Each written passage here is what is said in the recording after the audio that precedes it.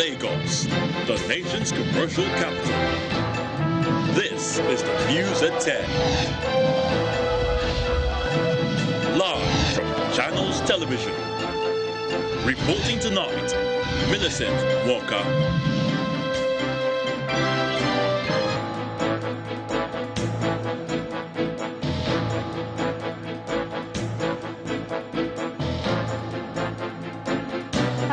Welcome. Tonight, Independent National Electoral Commission puts number of eligible voters in the 2023 general elections at 93.4 million.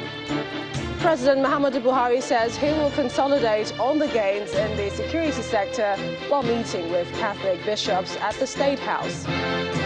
Presidential candidate of the All Progressives Congress, Senator Bola Tinubu, promises to revive the coal industry if elected president as he takes his campaign to Enugu State. On Business News tonight, World Economic Forum lists debt crisis and sustained inflation among top 5 risks facing Nigeria's economy in 2023. On Sports News tonight, Chelsea FC unveiled João Felix after the Portugal forward joined the Blues from Atletico Madrid on a loan deal until the end of the season. From Abuja, gunmen kill 1 person, abduct 2 others following an attack on the Shafa community in Buhari Area Council of the Federal Capital Territory.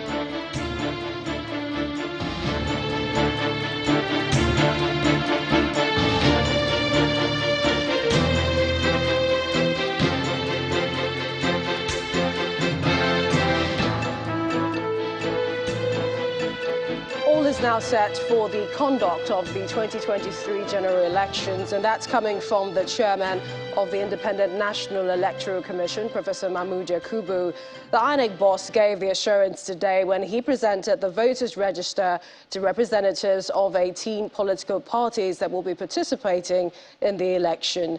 According to him, 93.4 million voters are eligible to take part in the election, and the Commission is not contemplating any adjustment to the election timetable.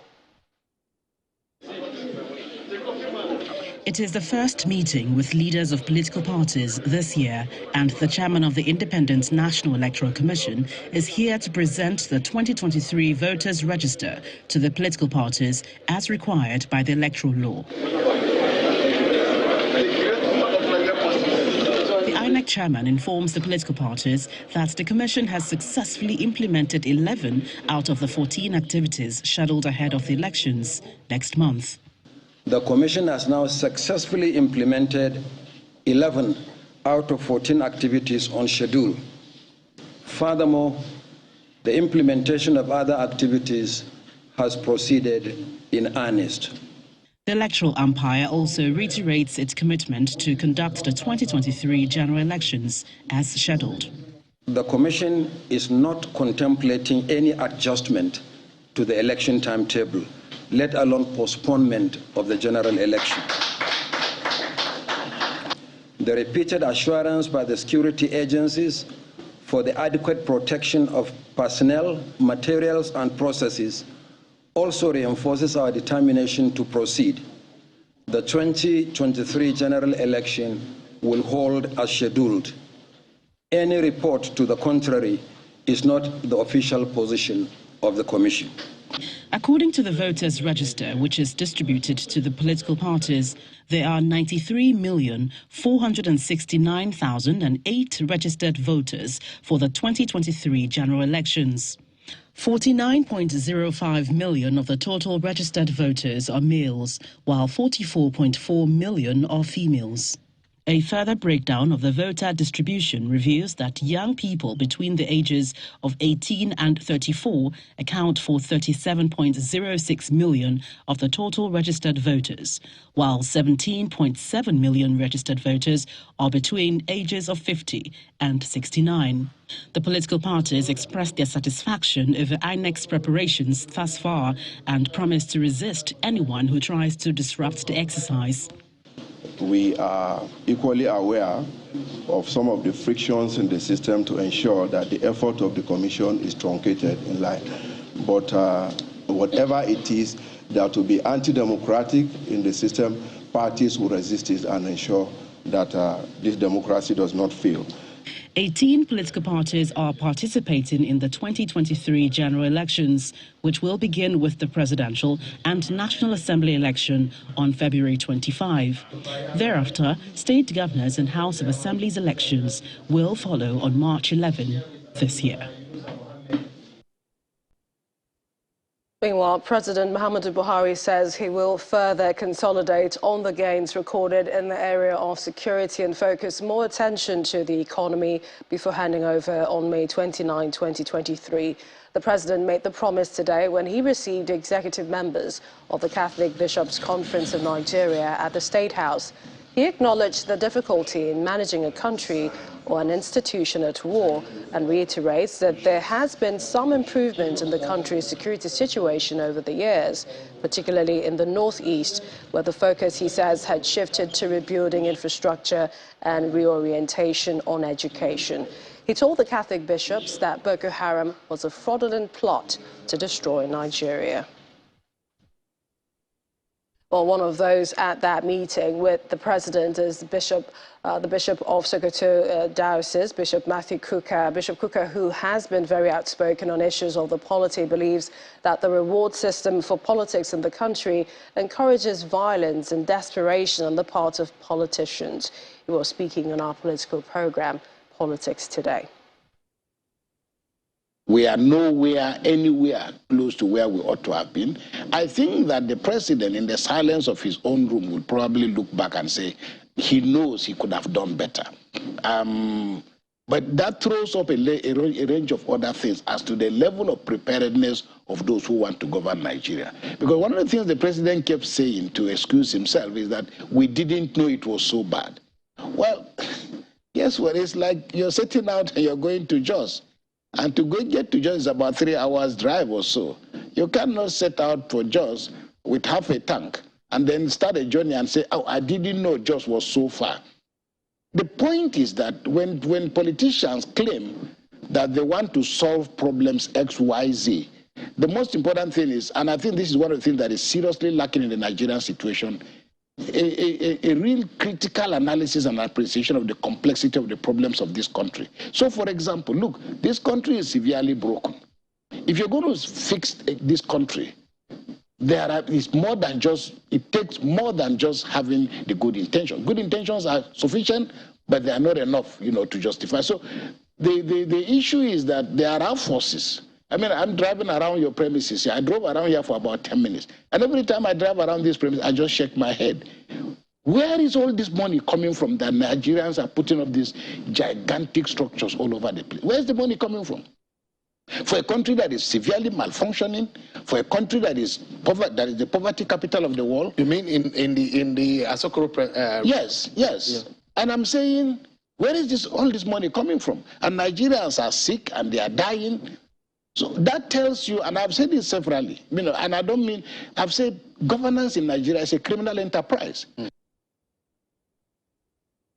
To party politics, it was the turn of Enugu State to receive the presidential candidate of the All Progressives Congress, Senator Bola Tinubu, who assured the people of his commitment to revive the coal industry if elected president of Nigeria. He was speaking during the party's presidential campaign at the Michael Okpara Square in the state. Governors Hope Uzodinma of Imo State and Dave Umahi of Ebonyi State also appealed to the people to vote for the APC for the development of the southeast region. Supporters of the All Progressives Congress converged on the Michael Okpara Square for the party's presidential rally ahead of the February 25 election.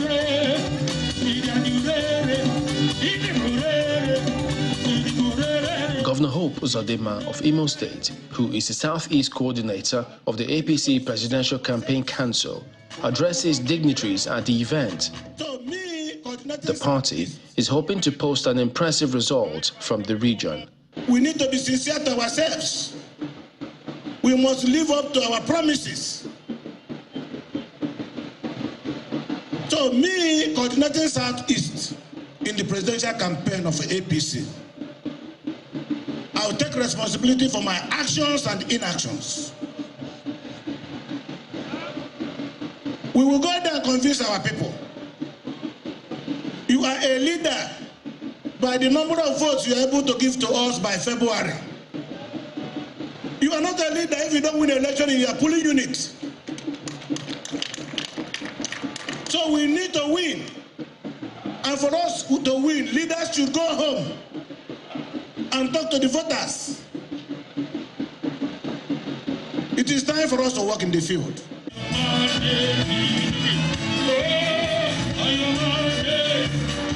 The presidential candidate has plans for the region, especially Enugu State, if he is given the chance.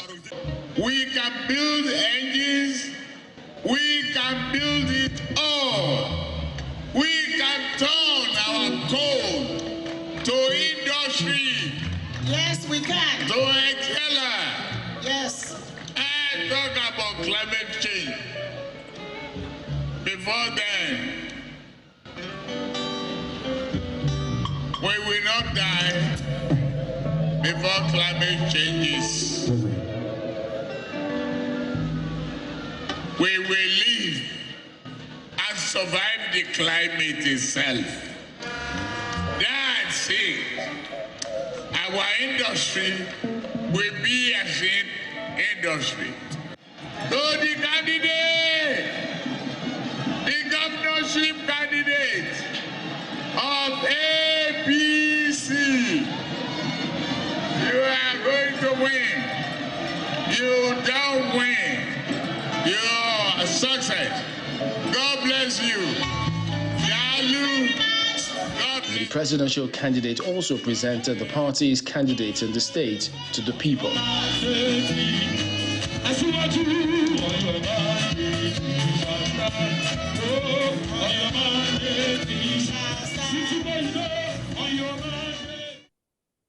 In the southeast, in Abia State, the governorship candidate of the Labour Party, Dr. Alex Otti, has promised to give women and youths a pride of place in his administration if elected governor of the state. Dr. Otti made the pledge at a campaign rally in Uturu-Isukwato local government area of Abia State. The Labour Party candidate was accompanied by his wife as well as his deputy governorship candidate. It's Dr. Alex Otti's campaign council's first campaign rally for the year 2023 in Abia State. His first port of call is the palace of the traditional ruler, Inumwanyi community, where Mr. Otti and other candidates of the party received royal blessings from the traditional council. Thereafter, the campaign train headed to the Unity Hall, venue of the Labour Party town hall meeting, where they were received by a mammoth crowd.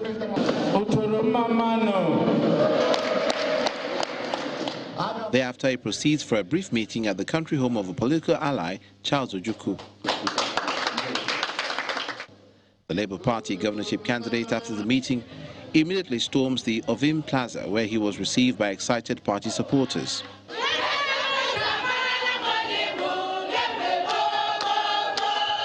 Speaking to newsmen shortly after the meeting, Mr. Otti says the people of Abia State need a governor who can create wealth and empower the people. By the time we make life better for people, they will be better positioned to make contributions to the economy. And that's what leadership is all about. In his remarks, the President General of the Uturu community says it's one of the council areas in Abia State that generates huge internal generated revenue for the state after Aba and Umuahia, appealing to the Labour Party candidate to remember them in the scheme of things if he emerges Abia State governor. In the revenue chart of Abia State, Uturu should be ranking top or fourth. But at the end of the day, we don't have government presence around here. I'm not talking based on the present government. Successive government in Abia State has been like that. So if you can change the narrative when you emerge as a governor, Uturu will be proud of you. Earlier, the senatorial candidate of the Labour Party for Abia Central Senatorial District expressed optimism that if Dr. Otti becomes governor, numerous developmental challenges facing the state will become a thing of the past. Dr. Alex Otti is well experienced, and that is what Abia needs today. You can't give what you don't have. Like what we have passed through within these last 8 years is just inexperience. For the Alex Otti campaign organization, their wish and prayer is that the acceptance, love and positive energy shown by the people towards his ambition will translate to victory in the March 11, 2023 governorship election in Abia State. In part two, after the break, we'll have more on political rallies, plus failure of prosecution to reply to the written address of defense stalls trial of Chidinma Ojukwu over alleged killing of Super TV CEO Usifo Ataga. That's in a moment. Do stay with us.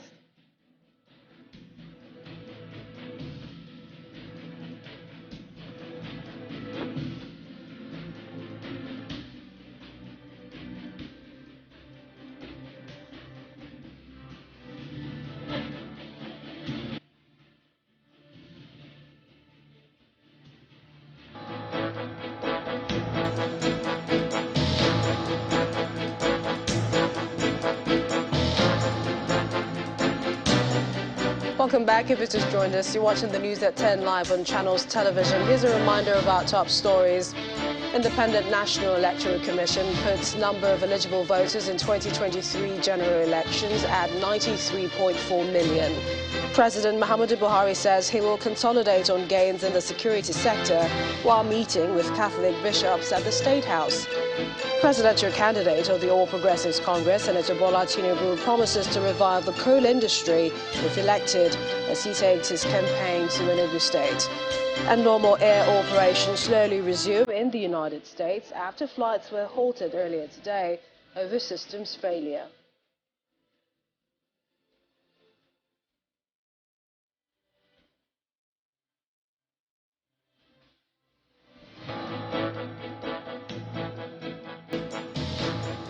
Now, in the southwest, Governor Dapo Abiodun of Ogun State has challenged residents to vote for people with integrity in the forthcoming general election, adding that the All Progressives Congress APC remains a credible party. He was speaking during his re-election campaign tour and working visit to Ewekoro local government area of the state, where he commissioned a 2-kilometer township road.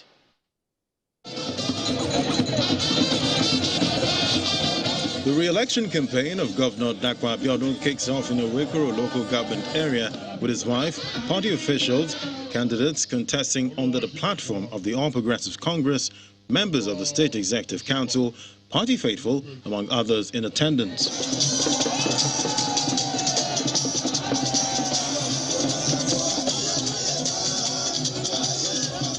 A large crowd of supporters as well as traditional rulers in Obada, Itori welcomed the entourage as Governor Abiodun commissioned a 2-kilometer township road for socio-economic development of the area with a promise to do more.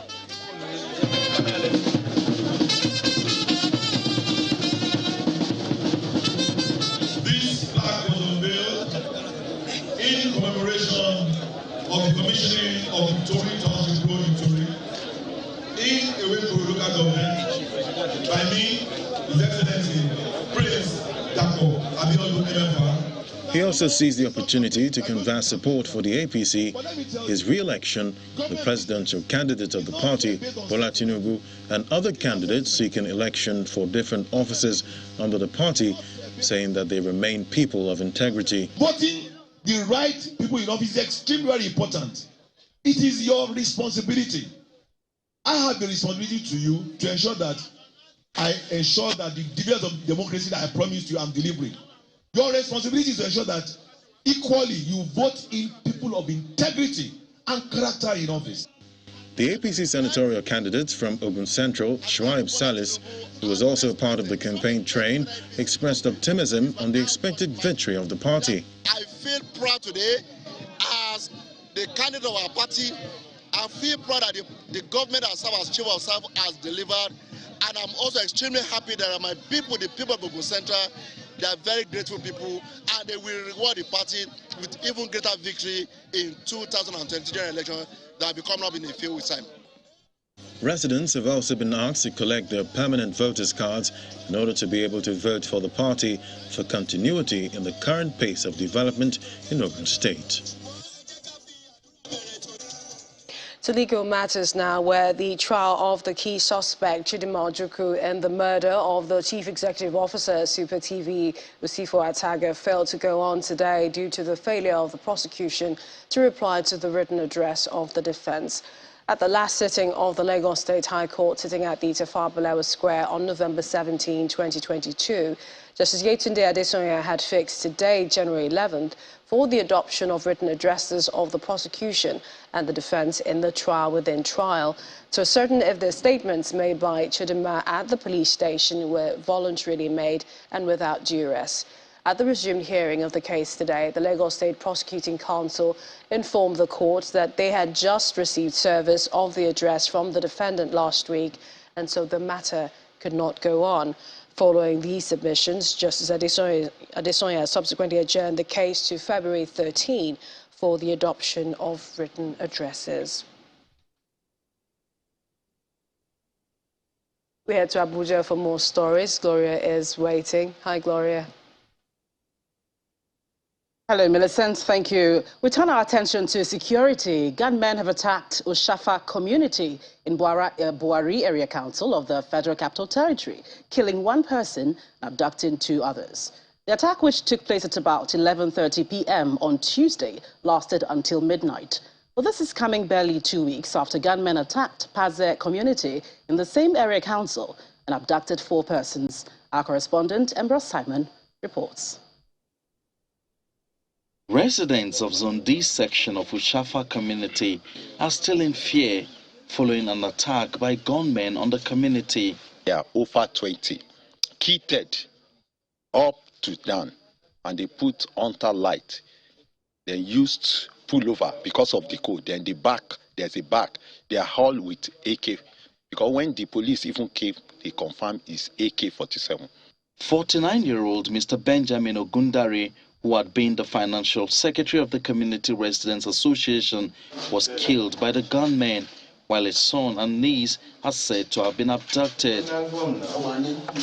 According to his relatives, the attackers forced their way into the house of the deceased after he tried to raise an alarm. I was told he went with all the phones. So that's why I left mine open, waiting for any call. Or we have not received any phone call string call from anywhere. And I was making call at the same time. This man, who is one of the local security personnel in the area, escaped by the whiskers. I thought they are this normal Fulani that are just passing by. So I flashed my torch on them. So all of a sudden, they started, they released fire periodically in the air. So I don't have any weapon of defense. So I just have to took to my heel to make sure that I am on the safer side.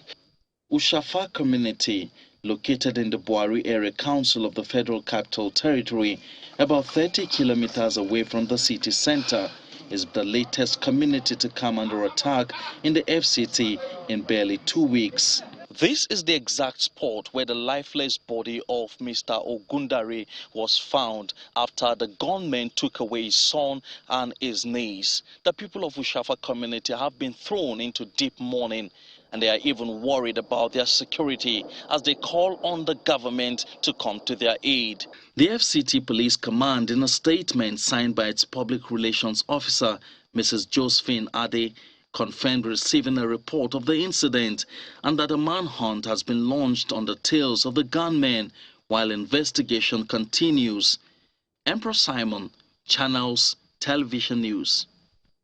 Meanwhile, in Zamfara State, Colonel Rabiu Yandoto and his 2 children have regained their freedom after 9 days in captivity. The colonel and his children were abducted by bandits along Gusau-Safe Road when he was returning to his hometown on the 2nd of January 2023. Well, speaking to newsmen after medical check at 1 Brigade Garrison Clinic in Gusau, the Zamfara State capital, the retired military officer described his abduction as a blessing in disguise. There is so many things that I think we need to do in the state. That's why I say this kidnapping may be a blessing to Zamfara State, because I was able to see it with my naked eyes. All these unwanted bandits, especially the ones that are listed by the Chief of Defense Staff, had a meeting with me in the bush. We discussed so many issues. They have not terrorized me in any way. I was not beaten. 2 of my children and the 2 other people that were together, they feed us very well. They give me opportunity to talk. So there is so many things and so many messages. I think why they did not take a drastic or a very bad action against me was because they have a lot of messages which they want to pass to the country. Some are top secret, some are official, some are ordinarily messages.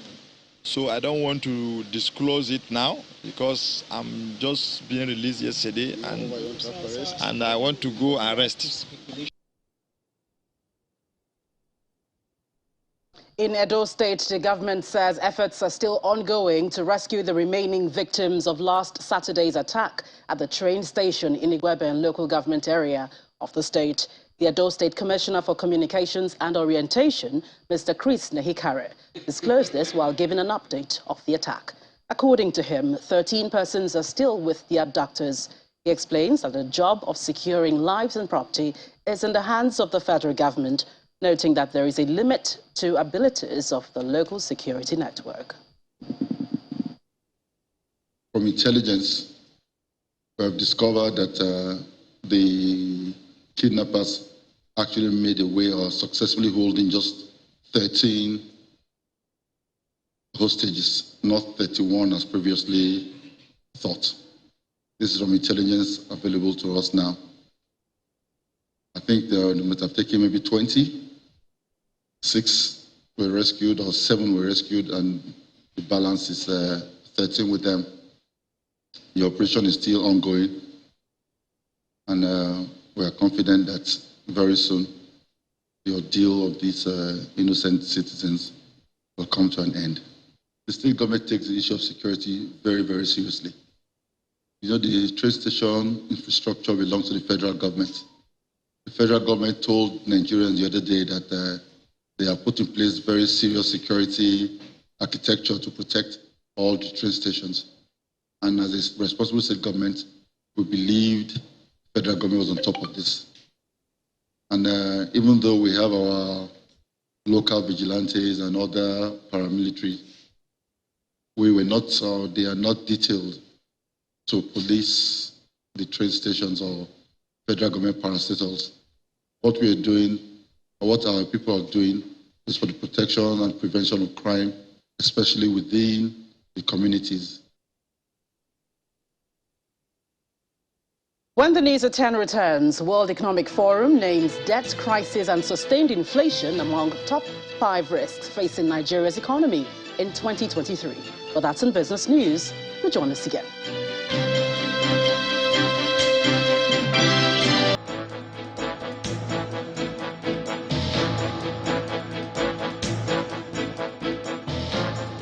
Back to Lagos, the federal government is assuring residents of Nasarawa and Benue State and all motorists that the Loko-Oweto Bridge will be ready for commissioning in the next 8 weeks. Speaking in Loko, Nasarawa State, while inspecting ongoing federal government road projects along Nasarawa-Loko Road, the Minister of Works and Housing, Mr. Babatunde Fashola, says Nigerians cannot engage in production without road infrastructure. He restates the federal government's commitment to developing the nation's infrastructure in order to boost economic growth. It is an inspection exercise by the Minister of Works and Housing as the federal government matches words with action to ensure the completion of ongoing road projects along Nasarawa-Loko Road. Okay. You want to stop? No, I want to. No, if you want to stop, then you leave the project. The minister and his team make a few stops along the road where he is briefed by the contractors. After inspecting Section 2 of the road, the minister orders the immediate evacuation of trailers parked on the shoulders of the road, waiting to patronize a mining company at Abogana in Nasarawa State. The minister also explains that the Loko-Oweto Bridge has suffered serious neglect before the intervention of the current administration. Whilst there's a lot of publicity and excitement about the second Niger Bridge, understandably. Perhaps not enough attention has been beamed on the Loko Oweto Bridge. This is the bridge that crosses the River Benue. So this is like my 5th visit here since 2016, when we started out as Power Works and Housing, and there was essentially nothing here. The minister highlights the advantages of the bridge to the economic development of the nation, just as the local area council chairman applauds the federal government for the development of the area. It is important to inform Nigerians that those who speak about production, about the economy, should come here and come and learn what infrastructure does. You can't produce without infrastructure. You can't drive an economy without infrastructure. So they should come here. This bridge is actually the real test case that demonstrates the importance of the commitment of the president to infrastructure as a way of boosting our economic growth. The price of our land in the community is higher. People in Abuja and various people from the community are trooping down to local to acquire land for business and order to establish industry and other economic activities within the community. As the federal government prepares to commission the newly completed Loko Oweto Bridge connecting Nasarawa, Benue and other eastern states, motorists and residents of local area council are already taking advantage of the bridge as an alternative route to their destinations. Meanwhile, Governor Nyesom Wike of Rivers State is advising traditional rulers against getting involved in partisan politics ahead of the 2023 general elections. Governor Wike, who spoke at the flag-off of road construction in Ahoda West local government area of the state, expressed his continued commitment to giving the people the dividends of democracy as his administration winds to a close.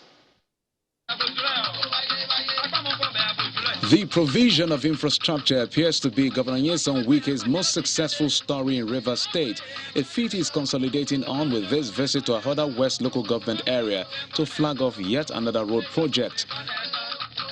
The aim is to connect the remote island communities of Obodi and Ozochi to the city center.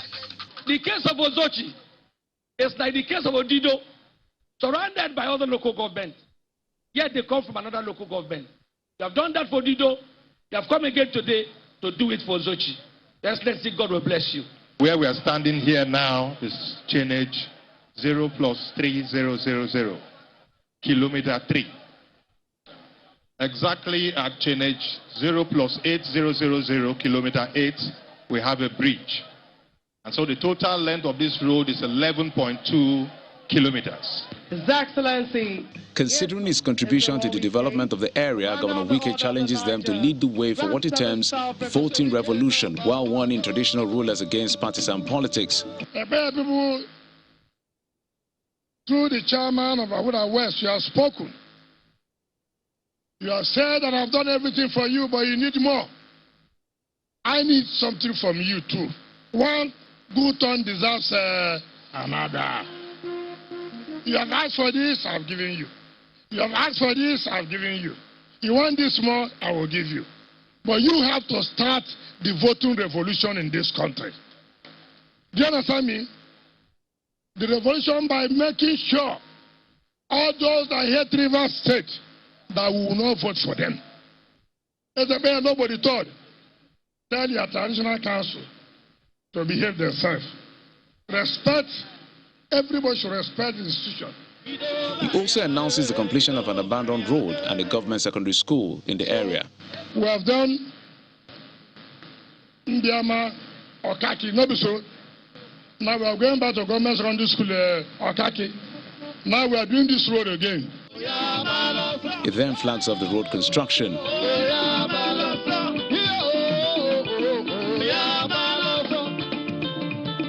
It's no doubt a special day for the people of Ahoda West, especially the Ozochi residents, who appreciate the governor for his thoughtfulness and leadership. Staying with infrastructure development, economic activities in the Creeks of Delta communities of Cocoa in Warri North local government area has now received a boost as the national chairman of the People's Democratic Party, Senator Yocha Ayu, today commissioned Ogeye ultra-modern floating market executed by Governor Okowa-led administration. Dr. Okowa reiterated the need for the federal government to help alleviate the suffering of the people in the riverine areas. The event was also witnessed by the Olu of Warri, the former governor of the state, Dr. Emmanuel Dwanga, and many other guests. Located in Warri North local government area of Delta State, the cocoa market serves as a meeting point for sellers and buyers of seafood, ranging from periwinkles to assorted types of fish.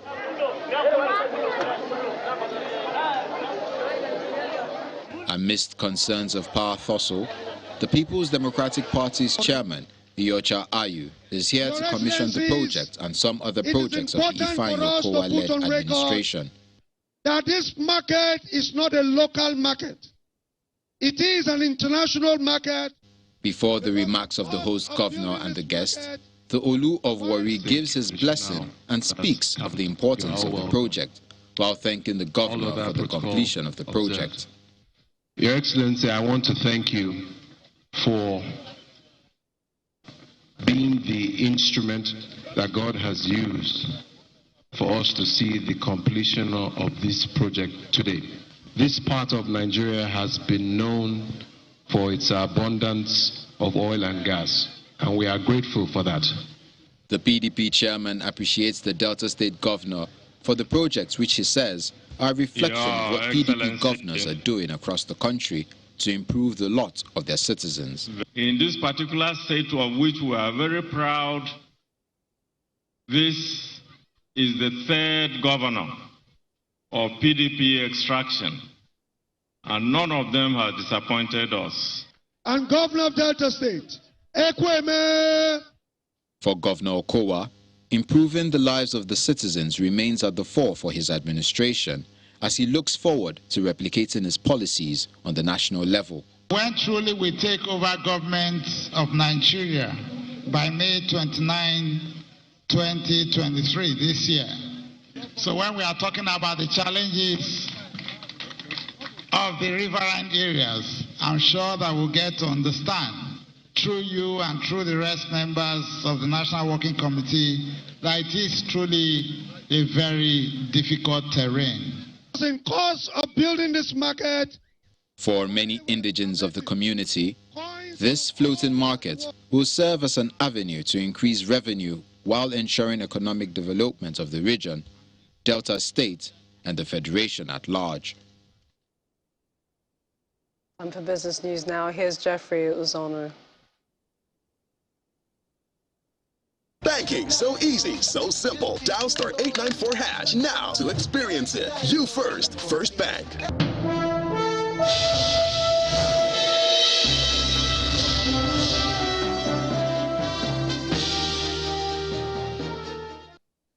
Thanks, Millicent, and welcome to Business News. The World Economic Forum has raised concerns about Nigeria's economy as this year is said to be marked by increased risk. The organization in its 2023 Global Risk Report lists terror attacks, debt, cost of living, rapid inflation, among others, as top risks facing the country's economy. It, however, highlights cost of living as the most severe threat. The forum advised companies to focus on developing strategies that will help position them for longer-term risk and structural change. And back here in Nigeria, the Gombe State Office of the Central Bank of Nigeria is taking a sensitization on the newly redesigned Naira notes to Gombe State main market, urging traders to deposit old notes before the January 31st deadline.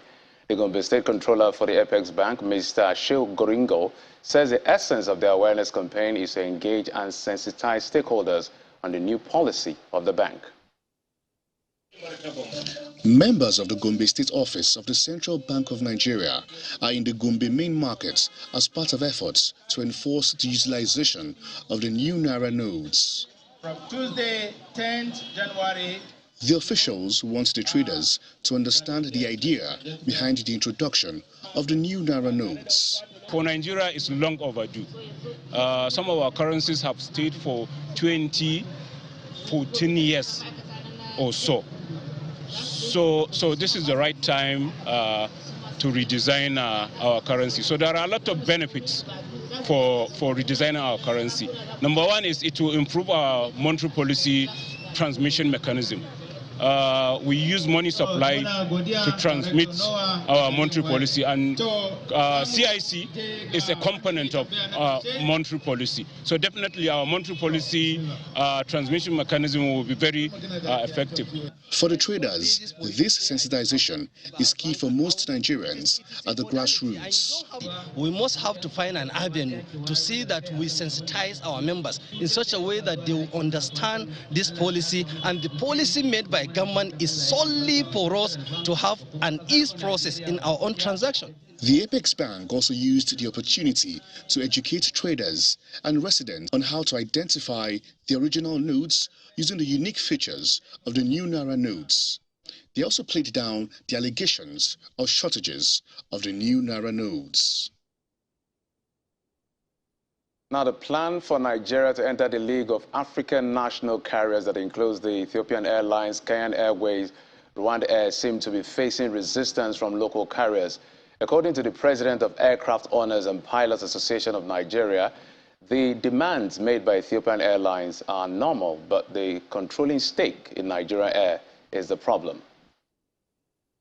So it's essentially a proposal from Ethiopian Airlines. It's not an unusual proposal. It's not an unfair proposal. It's not one that government necessarily has accepted, but it is not a bad proposal. The question is, it's not even the tax incentive that concerns me. It's the 46% ownership structure. There's no reason why Nigeria cannot support the capital markets, the financial markets, by raising money locally to kickstart this airline so that it is truly Nigeria Air. As it scales, it gets bigger, becomes more successful.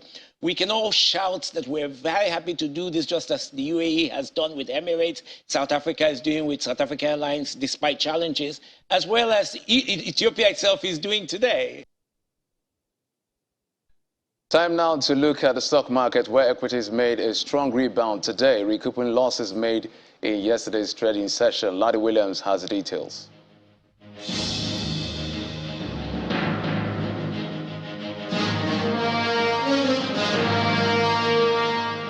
Hello and welcome to the Stock Market Report, and we have a positive close today, back in the green. And if it's not a bad move, over 0.5%, 51,729 points, much higher than what we had yesterday, 51,400 level, 28.17 trillion, that's the market cap.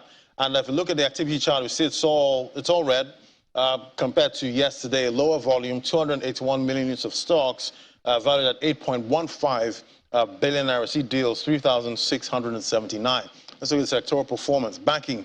The financial services stocks are on fire today, taking this counter up 1.05%. And we see a Boa Cement there taking this counter up 1.50%. That's industrial goods, and consumer goods also in the green, 0.15%. And it's a positive market breadth today. And yet today, date performance back in the green again. And that's how your money performed today. I'm Ladi Williams. It's back to you.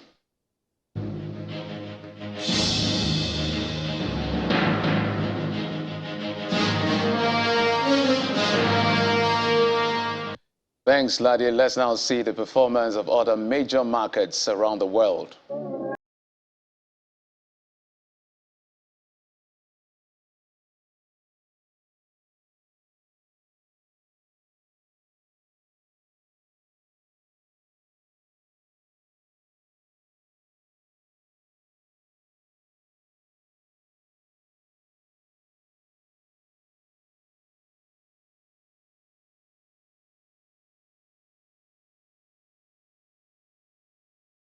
And that's it on business news. I'm Jeffrey Uzoma. Is back to Millicent for the rest of the news at 10.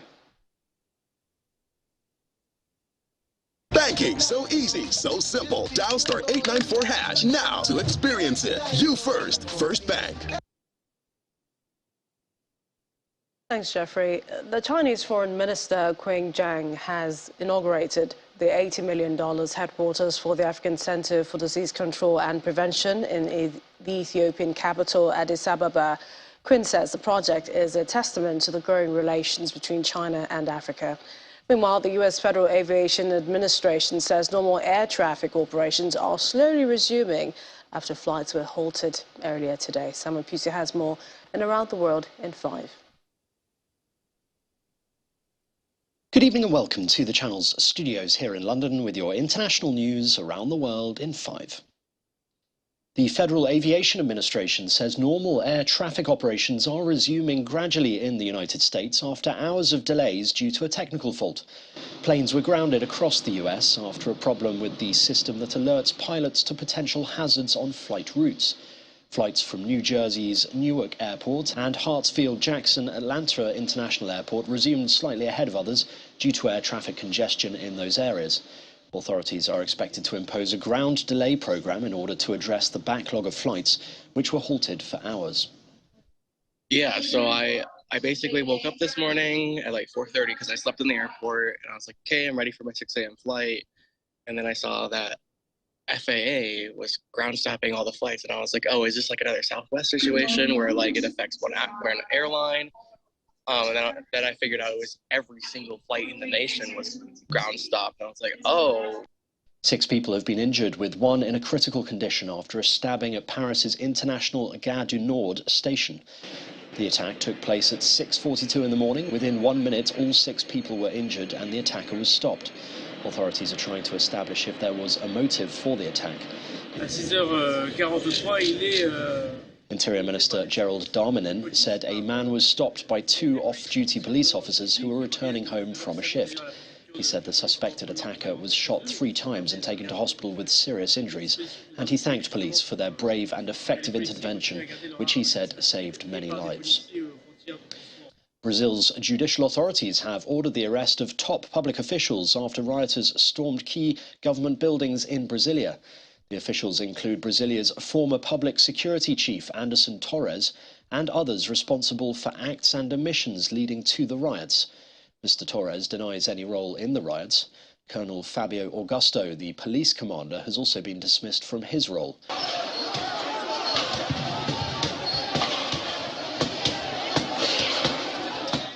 It's after supporters of ex-President Jair Bolsonaro stormed Congress, the presidential palace, and the Supreme Court. The rioting came a week after President Luiz Inácio Lula da Silva, widely known as Lula, was sworn in. Tigrayan forces in northern Ethiopia have started handing over heavy weapons in line with a peace deal to end a brutal civil war. The African Union said it was a step in the right direction to end the 2-year-long conflict. Hundreds of thousands of people are estimated to have died from starvation, a lack of medical care and fighting.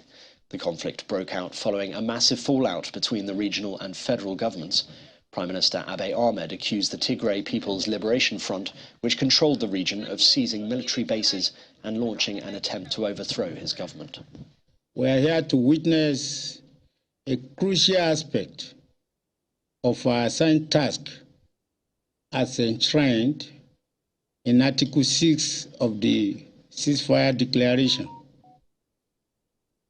which is the disarmament, demobilization and reintegration program.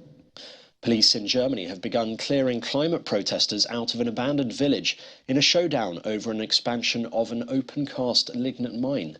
The protesters formed human chains and made a makeshift barricade out of old containers as police in helmets moved in. Police said the protesters had in some instances thrown Molotov cocktails and stones.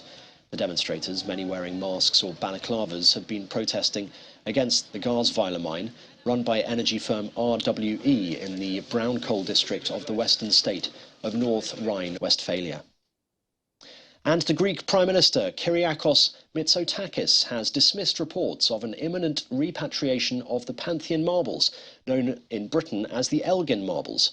Britain and Greece recently began fresh talks over a possible deal to end the long-running dispute, with Greece seeking the permanent return from the British Museum of the 2,500-year-old sculptures. They were removed from the Pantheon Temple in the early 19th century by the British diplomat Lord Elgin when he was ambassador to the Ottoman Empire. Mitsotakis, whose term ends in July, said he hopes to achieve the return of the sculptures if he wins a second term. And that's your international news around the world in 5. Now back to the channel's studios in Lagos.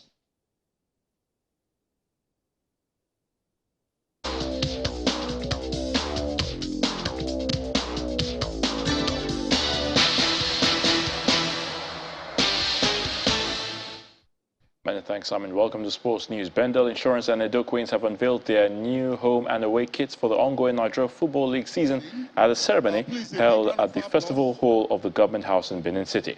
The government says its partnership with the private sector has laid a solid foundation for sports to thrive in the state. Officials of both clubs commended the state government for their support.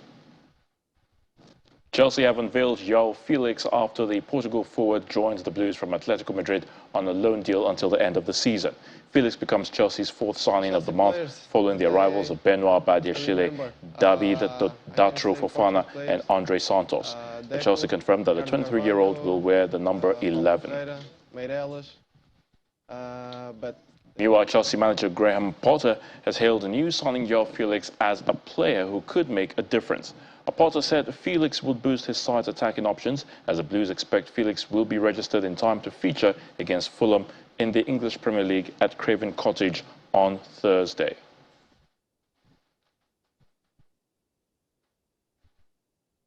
And that's Sports News. I'm Ayotunde Balogun.